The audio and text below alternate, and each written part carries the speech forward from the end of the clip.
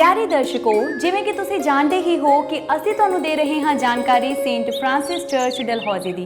सो पिछले एपीसोड दे विच असीं तुहानूं दित्ती जानकारी इस गिरजाघर दे एक्सटीरियर यानी बाहरले हिस्से दी अते गलबात कीती इत्थों दे मौजूदा parish priest reverend father Justin OFM Capuchin दे नाल। सो साडे अज दे इस एपीसोड दे विच असीं देंगे तुहानूं जानकारी इस गिरजाघर दे इंटीरियर यानी कि अंदरले हिस्से दी, प्रीस्ट हाउस अते सेक्रेड हार्ट कॉन्वेंट स्कूल दी।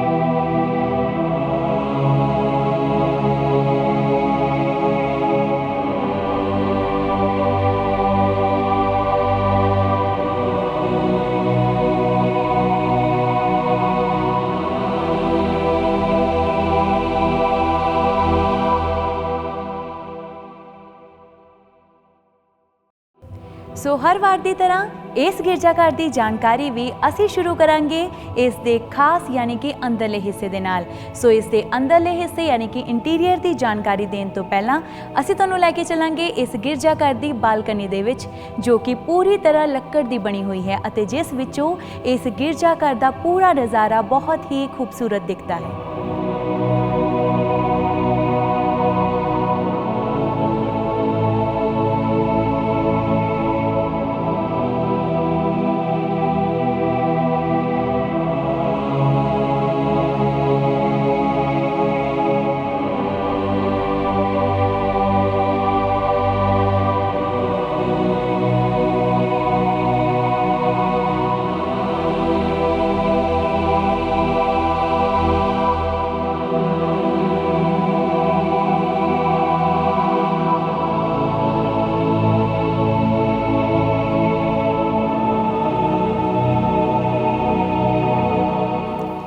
ਅਸੀਂ ਜਾਣਦੇ ਹਾਂ ਕਿ ਜਲੰਧਰ ਡਾਇਸਿਸ ਦੇ ਮੁੱਢਲੇ ਮਿਸ਼ਨਰੀ ਕੈਪਚਨ ਪੁਰੋਹਿਤ ਸਨ ਅਤੇ ਇਹ ਗਿਰਜਾਘਰ ਵੀ ਜਲੰਧਰ ਡਾਇਸਿਸ ਦਾ ਹੀ ਇਤਿਹਾਸਿਕ ਗਿਰਜਾਘਰ ਹੈ ਅਤੇ ਇਸ ਦੇ ਮੁੱਢਲੇ ਮਿਸ਼ਨਰੀ ਵੀ ਕੈਪਚਨ ਪੁਰੋਹਿਤ ਹੀ ਸਨ। ਇਸੇ ਕਰਕੇ ਫਿਰੋਜ਼ਪੁਰ ਅਤੇ ਅੰਮ੍ਰਿਤਸਰ ਗਿਰਜਾਘਰ ਦੇ ਵਾਂਗ ਹੀ ਇਹ ਗਿਰਜਾਘਰ ਵੀ ਗੋਥਿਕ ਆਰਕੀਟੈਕਚਰ ਸ਼ੈਲੀ ਦੇ ਵਿੱਚ ਹੀ ਬਣਾਇਆ ਗਿਆ ਹੈ, ਜਿਸ ਵਿੱਚ ਲੱਕੜ ਦੀ ਵਰਤੋਂ ਜ਼ਿਆਦਾ ਕੀਤੀ ਜਾਂਦੀ ਹੈ ਅਤੇ ਇਸ ਨੂੰ ਆਰਕ ਦੀ ਸ਼ੇਪ ਦੇ ਵਿੱਚ ਬਣਾਇਆ ਜਾਂਦਾ ਹੈ।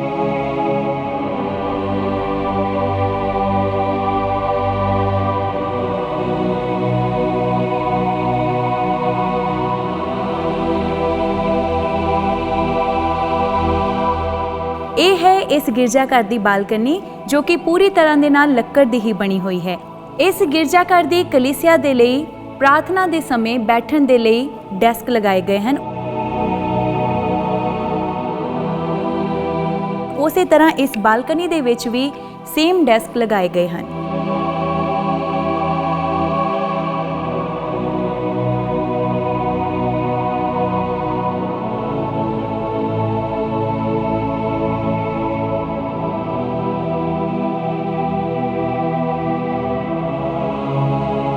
ਹੁਣ ਅਸੀਂ ਦੇਖਾਂਗੇ ਗਿਰਜਾਘਰ ਦਾ ਸਭ ਤੋਂ ਮਹੱਤਵਪੂਰਨ ਹਿੱਸਾ ਆਲਟਰ, ਜਿਸ ਨੂੰ ਪੰਜਾਬੀ ਵਿੱਚ ਅਲਤਾਰ ਕਿਹਾ ਜਾਂਦਾ ਹੈ। ਅਸੀਂ ਸਾਰੇ ਜਾਣਦੇ ਹਾਂ ਕਿ ਅਲਤਾਰ ਉਹ ਪਵਿੱਤਰ ਸਥਾਨ ਹੈ ਜਿੱਥੇ ਖੜੇ ਹੋ ਕੇ ਇੱਕ ਕੈਥੋਲਿਕ ਪੁਰੋਹਿਤ ਪਾਕ ਮਾਸ ਦੀ ਕੁਰਬਾਨੀ ਚੜਾਉਂਦੇ ਹਨ ਅਤੇ ਪਵਿੱਤਰ ਅੰਜੀਲ ਦਾ ਪ੍ਰਚਾਰ ਵੀ ਕਰਦੇ ਹਨ।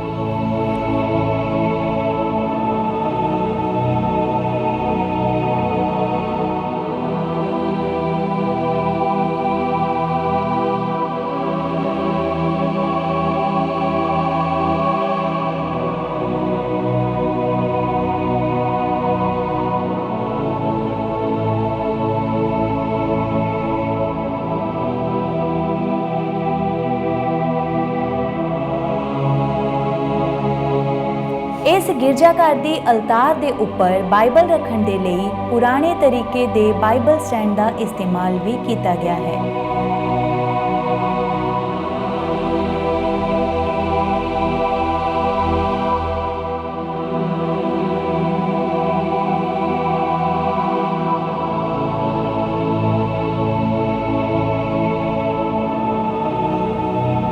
ਇਸ ਇਤਿਹਾਸਿਕ ਗਿਰਜਾਘਰ ਦੀ ਇਸ ਅਲਤਾਰ ਦੇ ਵਿੱਚ ਜੋ ਅਤੀ ਪਵਿੱਤਰ ਸਥਾਨ ਹੈ ਉਹ ਹੈ ਇਹ ਪਾਕ ਸੰਦੂਕ, ਜਿਸ ਵਿੱਚ ਰੋਟੀ ਦੇ ਰੂਪ ਵਿੱਚ ਪ੍ਰਭੂ ਯਿਸੂ ਮਸੀਹ ਦੀ ਮੌਜੂਦਗੀ 24 ਘੰਟੇ ਹੁੰਦੀ ਹੈ ਅਤੇ ਇਸ ਦੇ ਆਲੇ ਦੁਆਲੇ ਹਰ ਗਿਰਜਾਘਰ ਦੀ ਤਰ੍ਹਾਂ ਮੋਮਬੱਤੀਆਂ ਵੀ ਲਗਾਈਆਂ ਗਈਆਂ ਹਨ।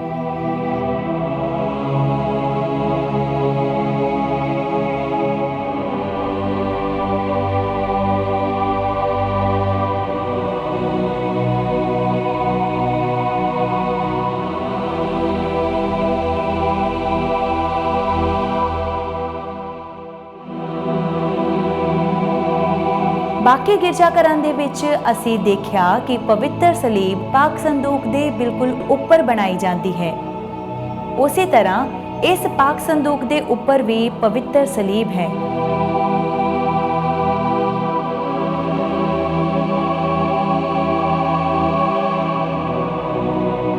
ਪਰ ਇਹ ਸਲੀਬ ਪਾਕ ਸੰਦੂਕ ਦੀ ਲੱਕੜੀ ਦਾ ਹੀ ਹਿੱਸਾ ਹੈ ਜੋ ਕਿ ਇਸ ਦੇ ਨਾਲ ਹੀ ਜੁੜੀ ਹੋਈ ਹੈ।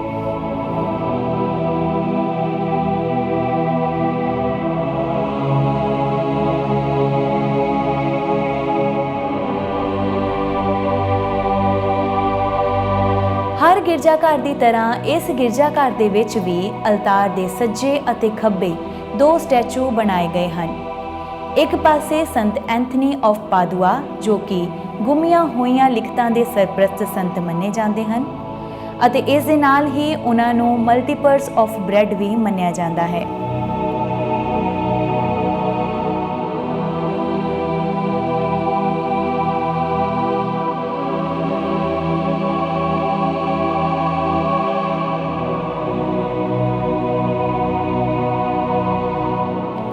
ਦੂਜੇ ਪਾਸੇ ਸਾਡੀ ਜਲੰਧਰ ਡਾਇਓਸੀਸ ਦੀ ਸਰਪ੍ਰਸਤ ਸੰਤ ਯਾਨੀ ਕਿ ਮਾਤਾ ਮਰੀਅਮ ਦਾ ਅਤੇ ਪ੍ਰਭੂ ਯਿਸੂ ਦਾ ਸਟੈਚੂ ਲਗਾਇਆ ਗਿਆ ਹੈ।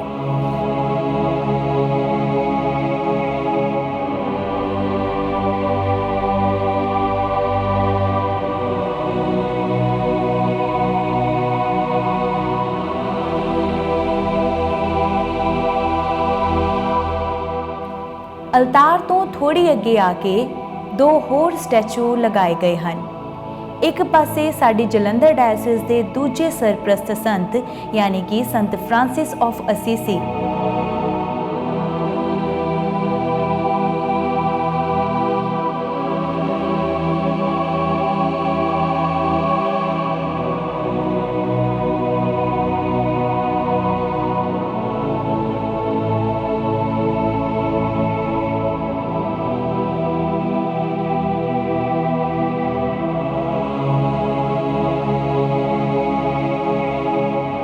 ਅਤੇ ਦੂਜੇ ਪਾਸੇ ਆਰ ਲੇਡੀ ਆਫ ਫਾਤਿਮਾ ਯਾਨੀ ਕਿ ਫਾਤਿਮਾ ਦੀ ਮਾਂ ਮਰੀਅਮ ਦਾ ਸਟੈਚੂ ਲਗਾਇਆ ਗਿਆ ਹੈ।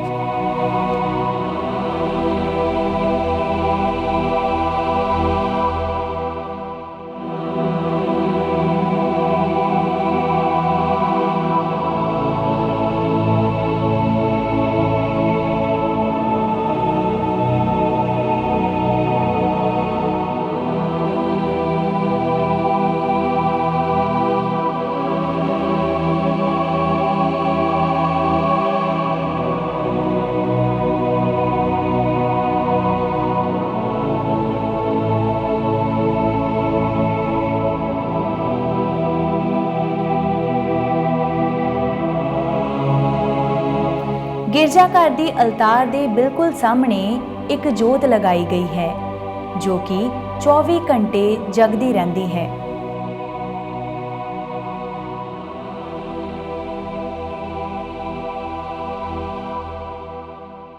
ਇਸ ਦੇ ਨਾਲ ਹੀ ਇਸ ਗਿਰਜਾਘਰ ਦੇ ਵਿੱਚ ਡਿਵੋਸ਼ਨਲ ਸੌਂਗਸ ਯਾਨੀ ਕਿ ਭਗਤੀ ਗੀਤ ਵੀ ਚੱਲਦੇ ਰਹਿੰਦੇ ਹਨ।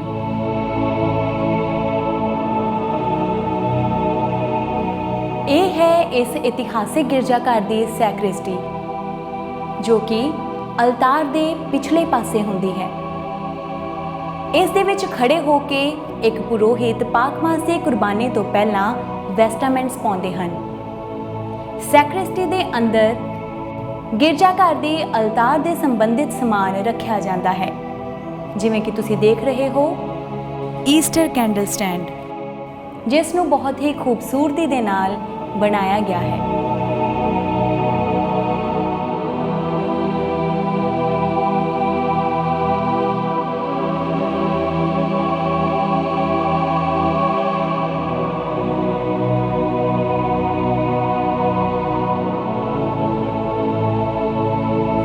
ਲੋਕਾਂ ਦੇ ਬੈਠਣ ਦੇ ਲਈ ਚਰਚ ਡੈਸਕ ਵੀ ਲਗਾਏ ਗਏ ਹਨ।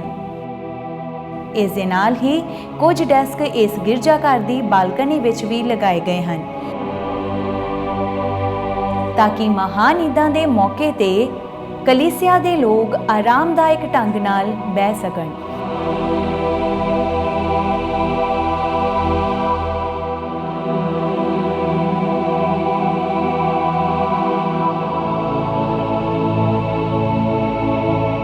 ਇਹ ਹੈ ਇਸ ਗਿਰਜਾਘਰ ਦੀ ਬਾਲਕਨੀ, ਜਿਸ ਦੇ ਵਿੱਚ ਪ੍ਰਭੂ ਯੀਸ਼ੂ ਦੇ ਜੀ ਉੱਠਣ ਦੀ ਤਸਵੀਰ ਵੀ ਲਗਾਈ ਗਈ ਹੈ।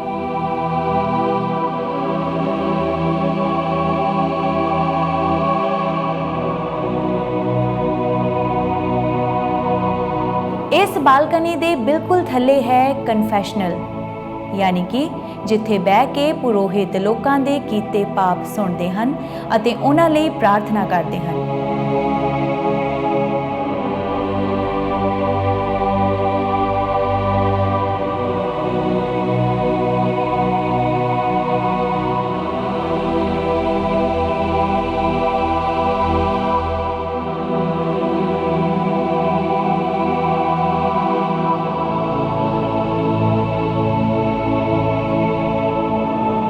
ਕਨਫੈਸ਼ਨਲ ਦੇ ਠੀਕ ਸਾਹਮਣੇ ਹੈ ਬੈਪਟਿਸਮਲ ਪੌਂਡ, ਜਿਸ ਵਿੱਚ ਨਵੇਂ ਵਿਸ਼ਵਾਸੀਆਂ ਨੂੰ ਅਤੇ ਨਵ ਜੰਮੇ ਬੱਚਿਆਂ ਨੂੰ ਬਪਤਿਸਮਾ ਦਿੱਤਾ ਜਾਂਦਾ ਹੈ।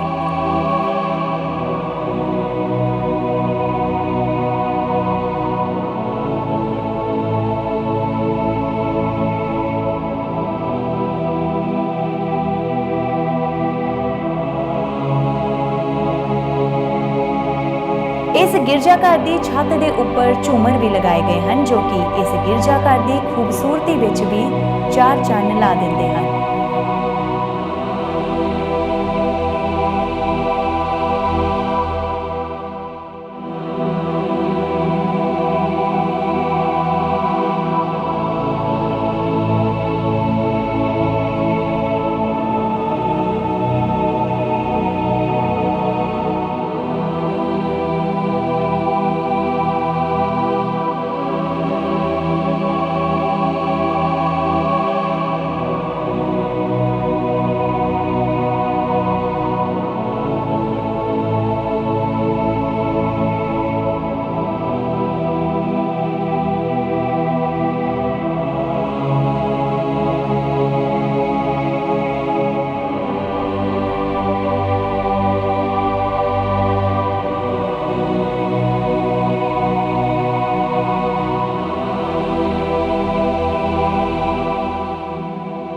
ਇਸ ਇਤਿਹਾਸਕ ਗਿਰਜਾਘਰ ਦੀ ਇੱਕ ਮਾਨਤਾ ਇਹ ਵੀ ਹੈ ਕਿ ਇੱਥੇ ਆ ਕੇ ਜੇਕਰ ਕੋਈ ਵੀ ਸ਼ਰਧਾਲੂ ਜਾਂ ਟੂਰਿਸਟ ਖੁਦਾ ਤੋਂ ਕੋਈ ਮੰਨਤ ਮੰਗਦਾ ਹੈ ਤਾਂ ਉਹ ਮੰਨਤ ਜ਼ਰੂਰ ਪੂਰੀ ਹੁੰਦੀ ਹੈ। ਇਸੇ ਕਰਕੇ ਆਏ ਦਿਨ ਇਸ ਗਿਰਜਾਘਰ ਦੇ ਵਿੱਚ ਸ਼ਰਧਾਲੂਆਂ ਅਤੇ ਟੂਰਿਸਟ ਦਾ ਆਣਾ ਜਾਣਾ ਲੱਗਿਆ ਰਹਿੰਦਾ ਹੈ। ਕਿਉਂਕਿ ਇਹ ਗਿਰਜਾਘਰ ਪਹਾੜੀ ਖੇਤਰ ਵਿੱਚ ਹੈ ਜੋ ਕਿ ਕਾਫੀ ਸ਼ਾਂਤ ਹੁੰਦਾ ਹੈ, ਇਸ ਕਰਕੇ ਇਹ ਗਿਰਜਾਘਰ ਆਏ ਹੋਏ ਸ਼ਰਧਾਲੂਆਂ ਲਈ ਮੈਡੀਟੇਸ਼ਨ ਕਰਨ ਦਾ ਇੱਕ ਚੰਗਾ ਸਥਾਨ ਹੈ।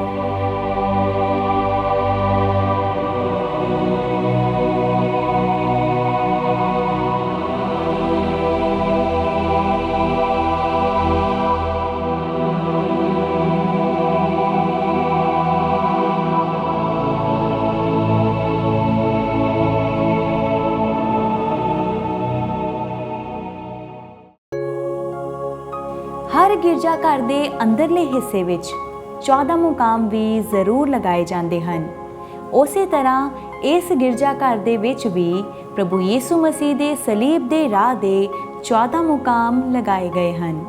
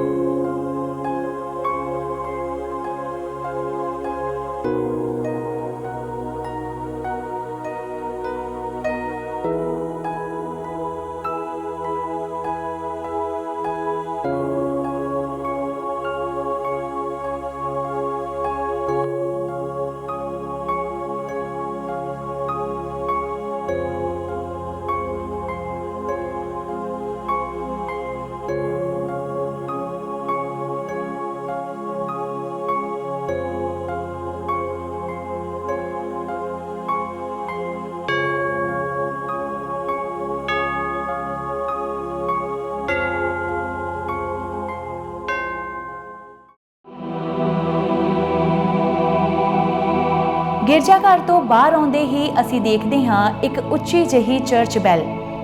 ਇਹ ਵੀ ਕਾਫੀ ਪੁਰਾਣੀ ਹੈ ਅਤੇ ਯੂਰੋਪੀਅਨ ਚਰਚਿਸ ਦੀ ਚਰਚ ਬੈਲ ਵਾਂਗ ਹੀ ਡਿਜ਼ਾਈਨ ਕੀਤੀ ਗਈ ਹੈ।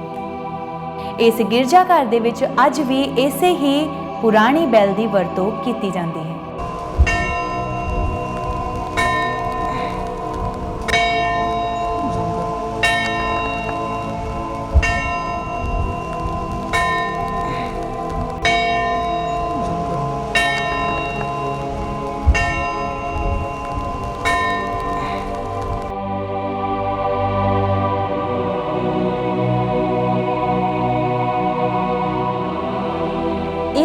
ਇਸ ਗਿਰਜਾ ਘਰ ਦਾ ਪ੍ਰੀਸਟ ਹਾਊਸ, ਜਿਸ ਨੂੰ ਪ੍ਰੈਸਬਿਟਰੀ ਵੀ ਕਿਹਾ ਜਾਂਦਾ ਹੈ, ਜੋ ਕਿ ਪੁਰਾਣੇ ਅਤੇ ਅੰਗਰੇਜ਼ੀ ਆਰਕੀਟੈਕਚਰ ਸ਼ੈਲੀ ਵਿੱਚ ਹੀ ਬਣਾਇਆ ਗਿਆ ਹੈ।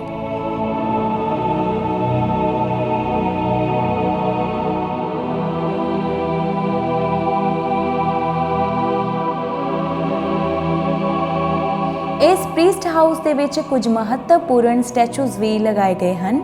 ਸਾਡੀ ਜਲੰਧਰ ਡਾਇਸਿਸ ਦੇ ਦੂਜੇ ਸਰਪ੍ਰਸਤ ਸੰਤ ਯਾਨੀ ਕਿ ਸੰਤ Francis of ਅਸੀਸੀ the statue.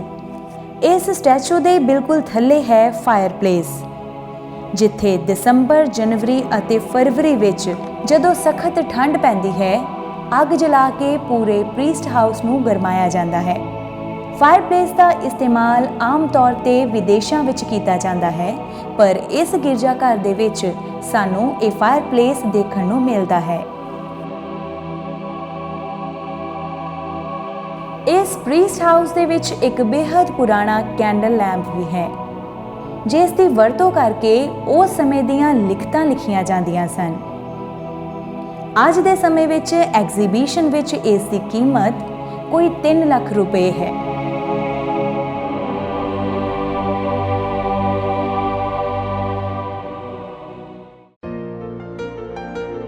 Priest house ਦੇ ਪਿਛਲੇ ਪਾਸੇ ਖੂਬਸੂਰਤ ਗਾਰਡਨ ਵੀ ਹਨ, ਜਿਸ ਵਿੱਚ ਬਹੁਤ ਸੋਹਣੇ ਫੁੱਲ ਲਗਾਏ ਗਏ ਹਨ। ਇਸ ਦੇ ਨਾਲ ਹੀ ਇਸ ਸਾਲ ਮਾਣਯੋਗ ਫਾਦਰ ਜਸਟਿਨ ਜੀ ਨੇ ਇਸ ਗਾਰਡਨ ਦੇ ਵਿੱਚ ਸੇਬ ਦੇ ਪੇੜ ਵੀ ਲਗਾਏ ਹਨ। ਇਹਨਾਂ ਫੁੱਲਾਂ ਦੇ ਨਾਲ ਹੀ ਇੱਥੇ ਦੇਵਦਾਰ ਦੇ ਪੇੜਾਂ ਦੀ ਪਨੀਰੀ ਵੀ ਪਈ ਹੋਈ ਹੈ।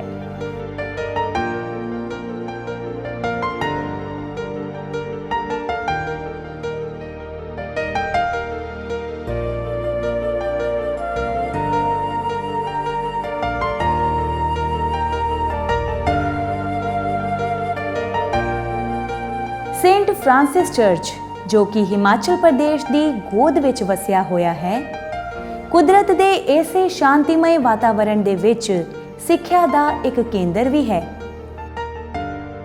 ਇਸ ਗਿਰਜਾਘਰ ਦੇ ਪਿਛਲੇ ਪਾਸੇ ਹੈ ਅਤੇ ਉਹ ਹੈ sacred heart convent school Dalhousie, ਜੋ ਕਿ ਇੱਥੋਂ ਦੇ ਵਿਦਿਆਰਥੀਆਂ ਵਾਸਤੇ ਬੇਹੱਦ ਸੁਰੱਖਿਅਤ ਅਤੇ ਆਰਾਮਦਾਇਕ ਸਿੱਖਿਆ ਕੇਂਦਰ ਹੈ।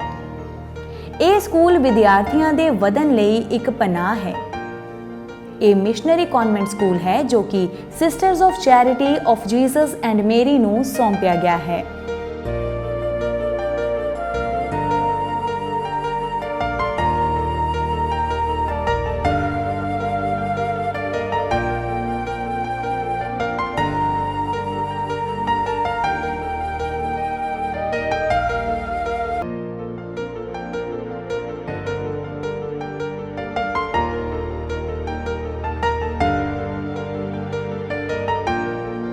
ਗੱਲ ਕਰੀਏ ਇਸ ਦੇ ਇਤਿਹਾਸ ਦੇ ਬਾਰੇ ਤਾਂ 1898 ਵਿੱਚ ਲੜਕੀਆਂ ਲਈ ਇੱਕ ਕਨਵੈਂਟ ਬੋਰਡਿੰਗ ਸਕੂਲ ਦੇ ਨਿਰਮਾਣ ਦੇ ਦੁਆਰਾ ਡਲਹੌਜ਼ੀ ਵਿੱਚ ਇੱਕ ਵੱਡੀ ਕਮੀ ਦੀ ਪੂਰਤੀ ਕੀਤੀ ਗਈ। ਸਭ ਤੋਂ ਪਹਿਲਾਂ ਇਸ ਦੀ ਜ਼ਿੰਮੇਵਾਰੀ sisters of Jesus and Mary of Lyons ਨੂੰ ਸੌਂਪੀ ਗਈ ਸੀ, ਜੋ ਕਿ ਸਫਲਤਾਪੂਰਵਕ ਇਸ ਨੂੰ ਚਲਾ ਰਹੀਆਂ ਸਨ। ਪਰ 1901 ਦੇ ਵਿੱਚ ਇਸ ਨੂੰ ਬੈਲਜੀਅਨ ਸਿਸਟਰਸ ਆਫ ਚੈਰਿਟੀ ਨੂੰ ਸੌਂਪ ਦਿੱਤਾ ਗਿਆ ਸੀ, ਜੋ ਇਸ ਨੂੰ ਅਪਡੇਟ ਰੱਖਣ ਲਈ ਨਾ ਹੀ ਇਸ ਉੱਪਰ ਕੋਈ ਖਰਚਾ ਕਰਦੀਆਂ ਸਨ ਅਤੇ ਨਾ ਹੀ ਆਪਣੀ ਸ਼ਕਤੀ ਨੂੰ ਇਸਤੇਮਾਲ ਕਰਦੀਆਂ ਸਨ ਕਿ ਇਸ ਨੂੰ ਸਿੱਖਿਆ ਦੇ ਹਰ ਵਿਭਾਗ ਦੇ ਵਿੱਚ ਪੂਰੀ ਤਰ੍ਹਾਂ ਸਫਲ ਬਣਾ ਸਕਦੀਆਂ। ਇਸ ਮਿਸ਼ਨਰੀ ਸਕੂਲ ਦੀ ਇੱਕ ਮਹੱਤਵਪੂਰਨ ਗੱਲ ਇਹ ਹੈ ਕਿ ਇਹ ਉਹੀ ਸਕੂਲ ਹੈ ਜਿਸ ਵਿੱਚ ਬਾਲੀਵੁੱਡ ਦੀ ਇੱਕ ਬਹੁਤ ਹੀ ਫੇਮਸ ਫਿਲਮ ਗਦਰ ਵੀ ਸ਼ੂਟ ਕੀਤੀ ਗਈ ਸੀ। ਉਸ ਫਿਲਮ ਦੇ ਵਿੱਚ ਇਸ ਸਕੂਲ ਦੇ ਕੈਂਪਸ, ਲੌਨਸ ਅਤੇ ਹੋਸਟਲ ਤਾਂ ਇਸਤੇਮਾਲ ਕੀਤੇ ਹੀ ਗਏ ਸਨ। ਇਸ ਦੇ ਨਾਲ ਇਸ ਸਕੂਲ ਦਾ ਚੈਪਲ ਵੀ ਇਸਤੇਮਾਲ ਕੀਤਾ ਗਿਆ ਸੀ।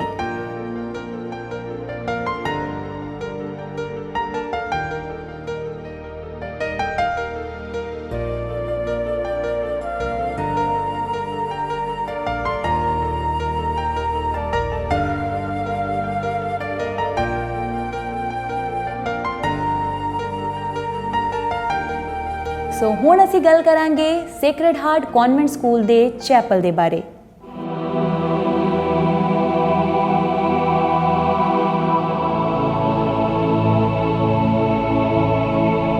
ਇਹ ਹੈ ਸੇਕਰਡ ਹਾਰਟ ਕਨਵੈਂਟ ਸਕੂਲ ਦਾ ਚੈਪਲ, ਜਿਸ ਨੂੰ ਗੋਥਿਕ ਆਰਕੀਟੈਕਚਰ ਦੇ ਵਿੱਚ ਤਾਂ ਨਹੀਂ ਬਣਾਇਆ ਗਿਆ, ਪਰ ਇਸ ਨੂੰ ਬਣਾਉਣ ਦੇ ਲਈ ਇਸ ਦੇ ਇੰਟੀਰੀਅਰ ਯਾਨੀ ਕਿ ਅੰਦਰਲੇ ਹਿੱਸੇ ਦੇ ਵਿੱਚ ਲੱਕੜੀ ਦੀ ਵਰਤੋਂ ਵਧੇਰੇ ਕੀਤੀ ਗਈ ਹੈ।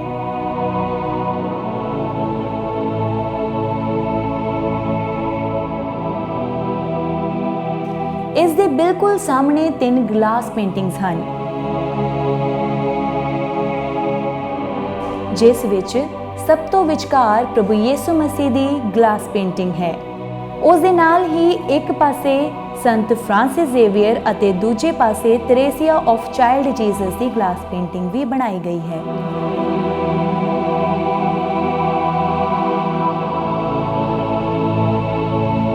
ਇਸ ਦੇ ਨਾਲ ਹੀ ਦੋਵੇਂ ਪਾਸੇ 2 ਸਵਰਗਦੂਤ ਬਣਾਏ ਗਏ ਹਨ, ਜਿਨ੍ਹਾਂ ਦੇ ਹੱਥਾਂ ਦੇ ਵਿੱਚ ਮੋਮਬੱਤੀਆਂ ਫੜੀਆਂ ਹੋਈਆਂ ਹਨ।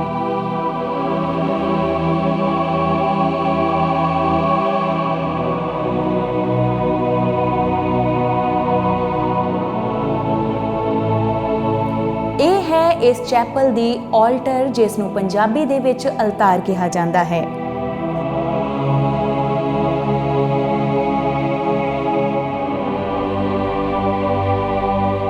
ਇਹ ਹੈ ਅਲਤਾਰ ਦਾ ਸਭ ਤੋਂ ਮਹੱਤਵਪੂਰਨ ਹਿੱਸਾ ਯਾਨੀ ਕਿ ਪਾਕ ਸੰਦੂਕ, ਅਤੇ ਇਸ ਦੇ ਆਲੇ ਦੁਆਲੇ 24 ਘੰਟੇ ਮੋਮਬੱਤੀਆਂ ਜਲਾ ਕੇ ਰੱਖੀਆਂ ਜਾਂਦੀਆਂ ਹਨ, ਕਿਉਂਕਿ ਹਰ ਸਮੇਂ ਰੋਟੀ ਦੇ ਰੂਪ ਵਿੱਚ ਪ੍ਰਭੂ ਯਿਸੂ ਮਸੀਹ ਦੀ ਮੌਜੂਦਗੀ ਇਸ ਪਾਕ ਸੰਦੂਕ ਦੇ ਵਿੱਚ ਰਹਿੰਦੀ ਹੈ।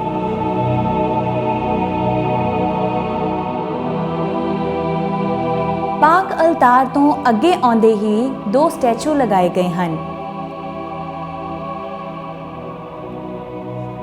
ਇੱਕ ਪਾਸੇ ਸੰਤ ਯੂਸਫ ਯਾਨੀ ਕਿ ਸੇਂਟ ਜੋਸਫ ਦਾ ਸਟੈਚੂ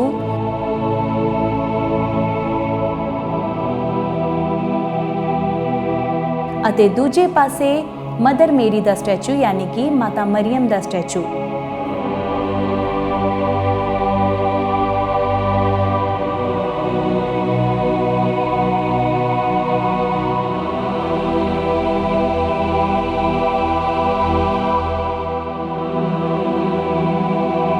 संत यूसुफ ਦੇ ਸਟੈਚੂ ਦੇ ਨਾਲ ਹੀ ਇੱਕ ਹੋਰ ਸਟੈਚੂ ਲਗਾਇਆ ਗਿਆ ਹੈ जो है प्रभु यीशु दे पवित्र दिल दा स्टैचू।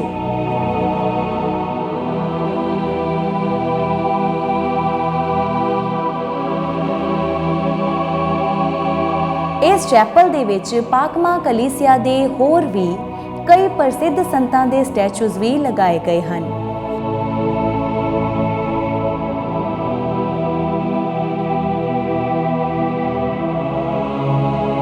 ਨਿਗਾਹ ਮਾਰੀਏ ਇਸ ਦੀ ਛੱਤ ਦੇ ਵੱਲ ਤਾਂ ਇਸ ਨੂੰ ਬਹੁਤ ਹੀ ਖੂਬਸੂਰਤੀ ਦੇ ਨਾਲ ਲੱਕੜ ਦੀ ਵਰਤੋਂ ਕਰਕੇ ਬਣਾਇਆ ਅਤੇ ਸਜਾਇਆ ਗਿਆ ਹੈ।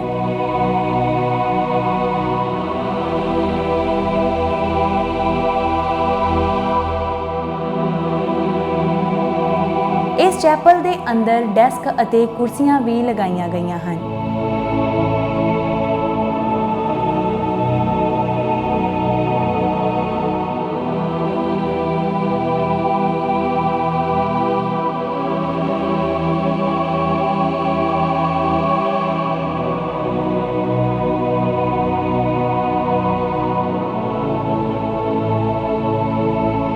ਇਸ ਦੇ ਨਾਲ ਹੀ ਲੱਕੜ ਦੀ ਵਰਤੋਂ ਕਰਕੇ ਹੀ ਖੂਬਸੂਰਤ ਬਾਲਕਨੀ ਵੀ ਬਣਾਈ ਗਈ ਹੈ।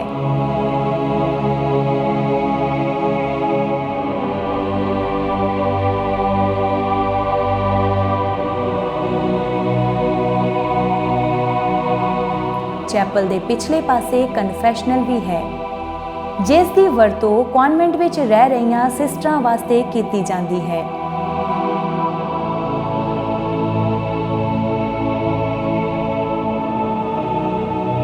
ਦੂਜੇ ਪਾਸੇ ਅਸੀਂ ਦੇਖਦੇ ਹਾਂ ਪੁਰਾਣੇ ਸਮੇਂ ਦੇ ਕੁਝ ਸਾਜ਼। ਇੱਥੇ ਅਸੀਂ ਦੇਖ ਸਕਦੇ ਹਾਂ ਪੁਰਾਣੇ ਸਮੇਂ ਦੇ ਪਿਆਨੋ ਜੋ ਅੱਜ ਵੀ ਇਸ ਚੈਪਲ ਦੇ ਵਿੱਚ ਸਹੀ ਸਲਾਮਤ ਪਏ ਹੋਏ ਹਨ।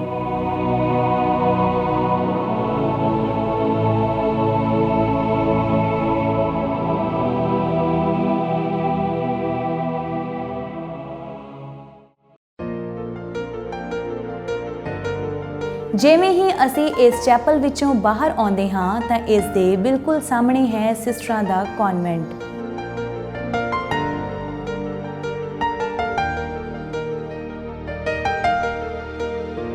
ਅਤੇ ਚੈਪਲ ਦੇ ਨਾਲ ਹੀ ਖੂਬਸੂਰਤ ਗਾਰਡਨ ਵੀ ਹੈ ਜਿਸ ਨੂੰ ਸਿਸਟਰਾਂ ਨੇ ਬਹੁਤ ਹੀ ਖੂਬਸੂਰਤੀ ਦੇ ਨਾਲ ਸਜਾਇਆ ਹੋਇਆ ਹੈ। ਸਿਸਟਰਾਂ ਦੇ ਕਨਵੈਂਟ ਦੇ ਬਿਲਕੁਲ ਸਾਹਮਣੇ ਮਾਤਾ ਮਰੀਮ ਦੀ ਗਰੋਟੋ ਵੀ ਬਣੀ ਹੋਈ ਹੈ।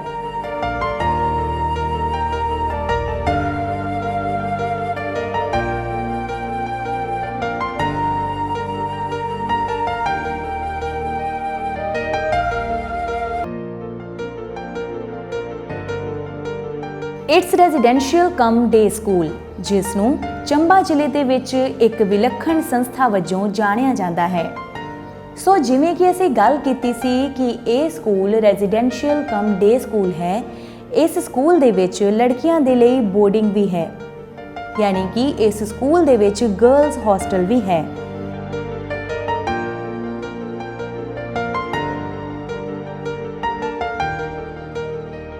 ਡਲਹੌਜ਼ੀ ਦੇ ਵਸਨੀਕ ਆਪਣੇ ਬੱਚਿਆਂ ਨੂੰ ਸਿੱਖਿਆ ਅਤੇ ਤਰੱਕੀ ਦੇ ਖੰਭ ਦੇਣ ਦੇ ਲਈ ਇਸ ਤੋਂ ਵਧੀਆ ਜਗ੍ਹਾ ਨਹੀਂ ਲੱਭ ਸਕਦੇ ਹਨ ਜਿੱਥੇ ਉਹਨਾਂ ਦੇ ਬੱਚਿਆਂ ਵਾਸਤੇ ਹਰੇ ਭਰੇ ਬਾਗ, ਤਾਜ਼ੀ ਹਵਾ, ਸੁਚੱਜੇ ਢੰਗ ਨਾਲ ਬਣੀਆਂ ਹੋਈਆਂ ਪ੍ਰਯੋਗਸ਼ਾਲਾ, ਵਧੀਆ ਬਣੀਆਂ ਹੋਈਆਂ ਲਾਇਬ੍ਰੇਰੀਜ਼ ਅਤੇ ਆਪਣੇ ਕੰਮ ਪ੍ਰਤੀ ਸਮਰਪਿਤ ਸਟਾਫ ਮਿਲਦਾ ਹੈ।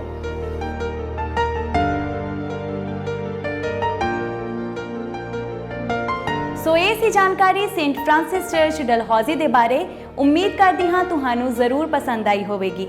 ਸੋ ਸਾਨੂੰ ਆਪਣੇ ਸੁਝਾਅ ਅਤੇ ਆਪਣੀ ਫੀਡਬੈਕ ਕਿ ਕਿਸ ਤਰ੍ਹਾਂ ਦੀ ਲੱਗੀ ਤੁਹਾਨੂੰ ਇਸ ਇਤਿਹਾਸਿਕ ਗਿਰਜਾਘਰ ਦੀ ਜਾਣਕਾਰੀ ਕਮੈਂਟ ਜ਼ੋਨ ਦੇ ਵਿੱਚ ਜਾ ਕੇ ਦੇਣਾ ਨਾ ਭੁੱਲਣਾ। ਇਹਨਾਂ ਇਤਿਹਾਸਿਕ ਗਿਰਜਾਘਰਾਂ ਦੀ ਕੜੀ ਦੇ ਵਿੱਚ ਸਾਡਾ ਅਗਲਾ ਗਿਰਜਾਘਰ ਹੋਵੇਗਾ ਸੇਂਟ ਪੈਟਰਿਕ ਚਰਚ ਬਲੂਨ।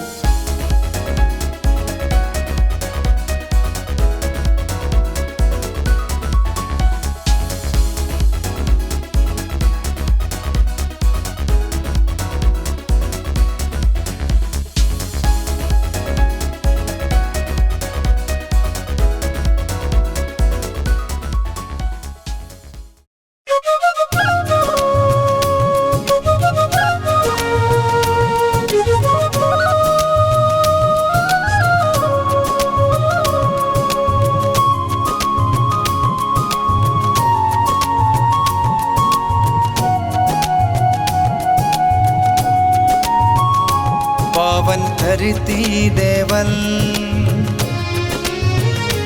ਤੇਰੇ ਵਧਦੇ ਕਦਮ ਪਾਵਨ ਧਰਤੀ ਦੇ ਵੱਲ ਤੇਰੇ ਵਧਦੇ ਕਦਮ ਤੇਰੇ ਜੀਵਨ ਦੇ ਬੰਦ ਰਾਹ ਖੋਲਣਗੇ ਰੱਬ ਦੀ ਬਰਕਤ ਦੇ ਨਾਲ ਉਜੜੇ ਖਿਲ ਜਾਣਗੇ ਸੁੱਤੇ ਭਾਗ ਤੇਰੇ ਜਾਗ ਤੈਨੂੰ ਢੋਲਣਗੇ ਪਾਵਨ ਧਰਤੀ ਦੇ ਵੱਲ